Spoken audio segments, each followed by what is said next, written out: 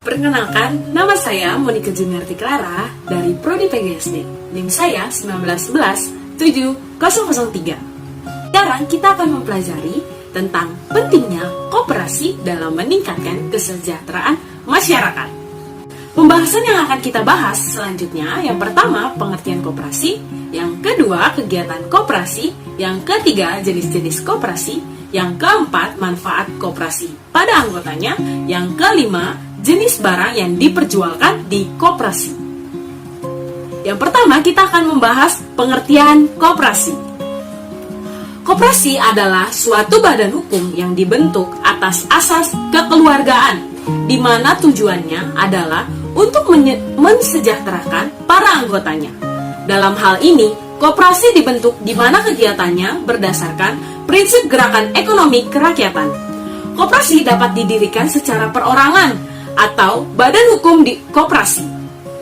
Badan usaha ini mengumpulkan dana dari para anggotanya sebagai modal dalam menjalankan usaha sesuai aspirasi dan kebutuhan bersama di bidang ekonomi.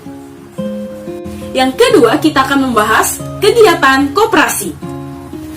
Kegiatan koperasi yang pertama menampung simpanan para anggota, di mana simpanan anggota koperasi ada 3 jenis, yaitu simpanan wajib, simpanan pokok, dan simpanan sukarela. Yang kedua, menyalurkan kredit atau pinjaman kepada anggota, di mana anggota koperasi dapat meminjam uang dari koperasi untuk modal usaha atau mengembangkan usaha yang dimiliki. Berkat pinjaman ini, anggota koperasi akan terhindar dari rentenir.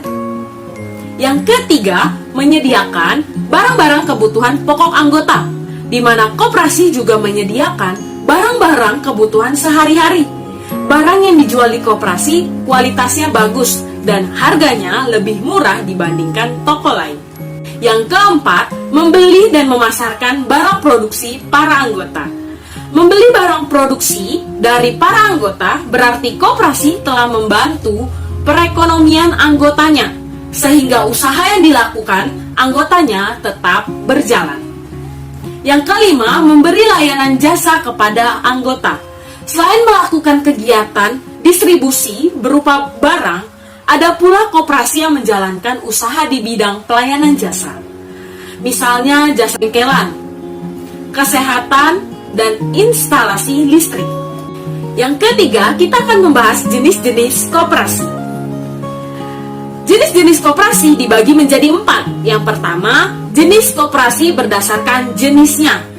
Ada koperasi produksi, koperasi konsumsi, koperasi simpan pinjam, dan koperasi serba usaha. Dan yang kedua, jenis koperasi berdasarkan keanggotaannya. Yang pertama ada koperasi pegawai negeri, kedua koperasi unit desa, ketiga koperasi pasar, dan yang keempat contohnya ada koperasi sekolah. Yang ketiga, jenis koperasi berdasarkan tingkatannya.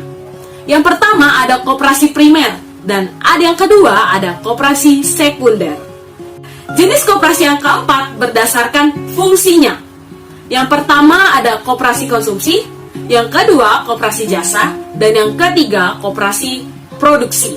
Selanjutnya kita akan membahas manfaat koperasi pada anggota. Yang pertama, manfaat koperasi secara umum pada anggota. Pertama, meningkatkan penghasilan anggota. Yang kedua, menawarkan barang dan jasa dengan harga lebih murah. Yang ketiga, menumbuhkan motif berusaha yang berperi kemanusiaan. Yang keempat, menumbuhkan sikap jujur dan terbuka. Yang kelima, melatih bersikap mandiri. Yang keenam, melatih menggunakan pendapatan secara efektif. Yang ketujuh, memperoleh pinjaman dengan mudah. Yang kedelapan, menanamkan disiplin dan tanggung jawab. Yang kesembilan, koperasi mewujudkan kehidupan masyarakat yang damai dan tentram. Dan yang terakhir, mendidik anggota untuk memiliki semangat kerjasama. Selanjutnya saya akan menjelaskan manfaat koperasi sekolah. Yang pertama, meningkatkan pengetahuan berkoperasi bagi siswa dan guru, baik yang menjadi anggota maupun pengurus koperasi. Dan yang kedua, membantu memenuhi kebutuhan dasar siswa dan guru, Misalnya persediaan alat tulis, makanan, alat praktik, dan seragam sekolah. Yang ketiga, membantu mengelola pembayaran listrik, telepon, dan internet. Namun, dengan catatan jika hal-hal tersebut diserahkan kepada koperasi. Dan yang keempat, menumbuhkan sikap disiplin, kerjasama, dan tanggung jawab bagi siswa.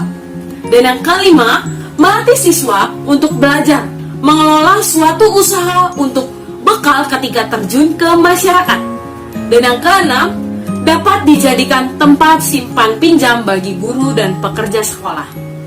Yang kelima, kita akan membahas jenis barang yang diperjualbelikan di koperasi. Berbagai macam barang yang diperjualbelikan dalam koperasi. Namun, perlu diingat, jenis barang yang diperjualbelikan di setiap koperasi belum tentu selalu sama di setiap koperasi, karena barang yang diperjualbelikan disesuaikan dengan jenis-jenis koperasinya, karena di setiap koperasi memiliki tujuan untuk memakmurkan setiap individu yang menjadi anggota koperasi sesuai dengan situasi dan kondisi anggota koperasi. Contohnya, barang yang diperjualbelikan seperti di koperasi unit desa. Biasanya, koperasi unit desa ini menyalurkan berbagai macam alat dan bahan pertanian, seperti alat pertanian, bibit tanaman, pupuk, dan obat pemberantas hama. Namun, berbeda lagi dengan koperasi konsumsi. Biasanya barang dalam koperasi konsumsi terdapat barang kebutuhan yang disediakan meliputi bahan makanan, alat tulis, pakaian, hingga alat rumah tangga seperti kebutuhan pokok sehari-hari, seperti beras, minyak, tepung, telur, dan lain-lain. Selanjutnya, koperasi sekolah. Di koperasi ini juga biasanya menyediakan berbagai kebutuhan siswa dan guru, seperti buku tulis, alat tulis, bahkan hingga makanan. Selanjutnya ada koperasi produksi.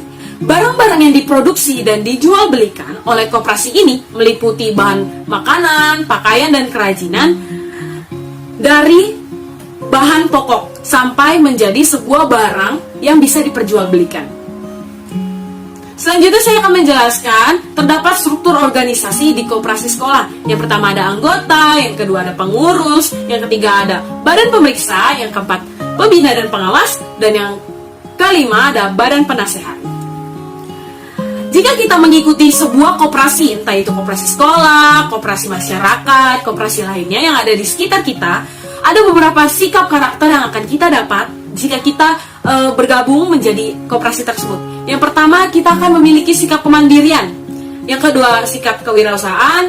Selanjutnya ada sikap kerjasama, sikap kejujuran, sikap kepedulian, sikap tanggung jawab, kedisiplinan, demokrasi, kekeluargaan, berkeadilan, dan lain-lain.